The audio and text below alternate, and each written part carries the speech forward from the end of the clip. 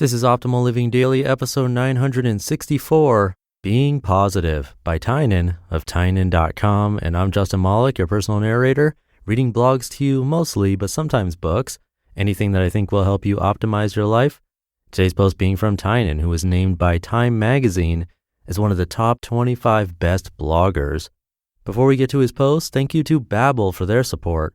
It would have been especially useful back when I was learning Spanish in high school, but great if you're trying to pick up a language now. Babbel's lessons are designed to get you speaking confidently in your new language and actually remember what you learn. Go to Babbel.com and use the offer code OLD to get 50% off your first 3 months. That's Babbel, Babbel.com, offer code OLD for 50% off your first 3 months. So let's get right to it as we optimize your life. Being Positive by Tynan of Tynan.com. It begins with a basic acceptance that we will never really understand what's going on around us. We'll be wrong all the time and oblivious even more frequently. It may feel as though we understand ourselves and our world around us, but the number of times we are wrong or surprised illustrates how little we actually know with certainty. What do we do with this uncertainty? We consider the facts that we accumulate, even though our perceptions on which those facts are based are often incorrect, and we fill in the gaps with assumptions that make sense. Then we turn those assumptions to fact with a magic wave of a mental wand. This idea is uncomfortable for all of us, maybe even repulsive. It's hard to swallow the idea that the world is so big and complex that no one really understands with certainty much of what's going on. But it's not much of a stretch to see some good in this as well. While we'd never be disappointed or look stupid if we were always right, we'd also lose our capacity for delight and surprise. And I know it's easy to point at any number of problems in our society, but humanity does pretty well for itself despite mostly fumbling around in the dark. Amid all of this uncertainty, we must act decisively all the time. You pick up enough signals from someone you like, so you ask them out. A situation seems dangerous, so you avoid it. Your boss hasn't been so warm to you recently, so you worry that your job is in jeopardy.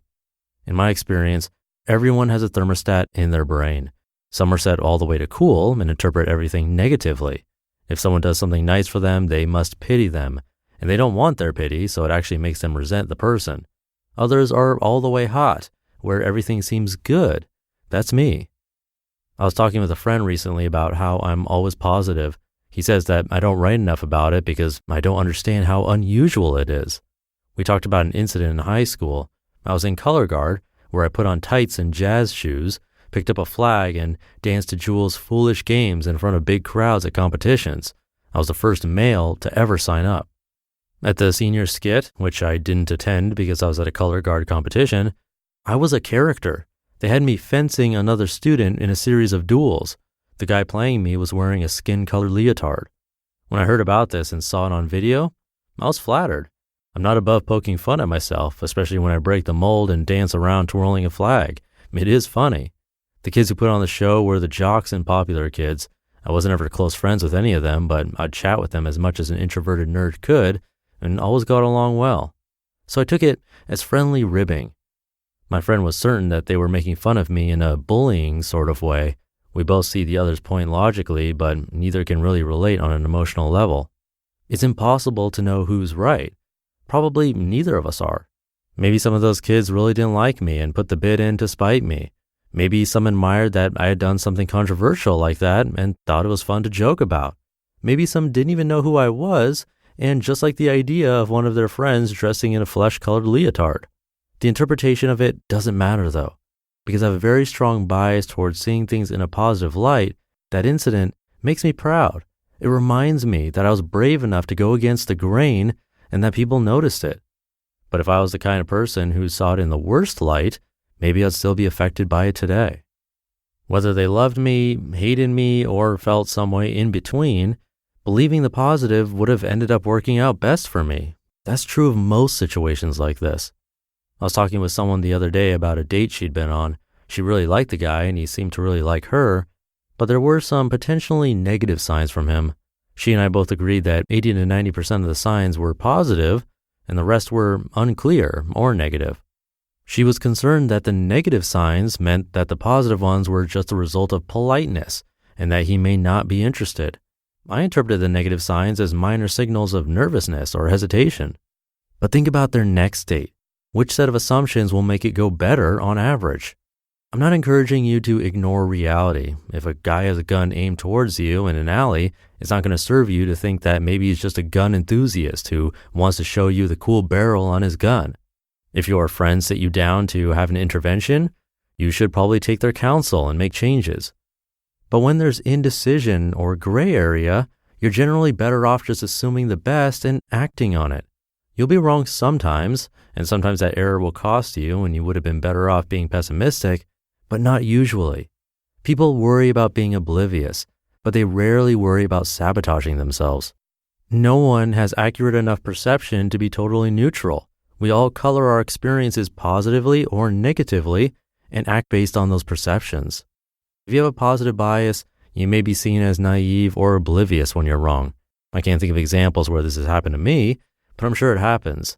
Being cynical seems cooler for some bizarre reason. But your life will go better if you take the risk of seeming oblivious and give yourself the benefit of the doubt. Harmful incidents will roll right off your back.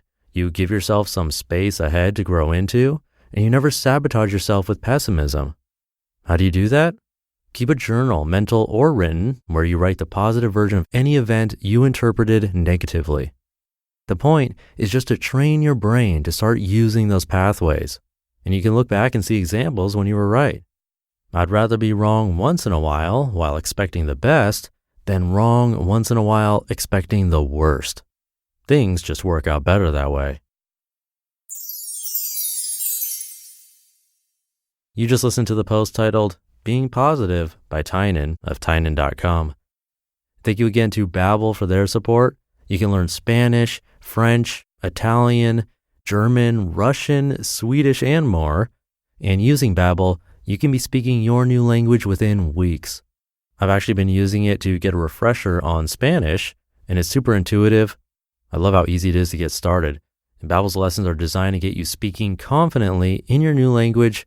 And here's the key, actually remember what you learn through interactive dialogues and a lot more. I do wish I had it earlier though, because it would have helped me progress much faster back in the day, but it's great if you're picking up a language right now, or if you want to. So try it out, go to Babbel.com and use the offer code OLD to get 50% off your first 3 months. That's Babbel, Babbel.com, offer code OLD for 50% off your first 3 months. I'll leave it there for today. Have a happy 1st of August if you're listening in real time. I hope you're having a great day, and I'll be back tomorrow reading to you where your optimal life awaits.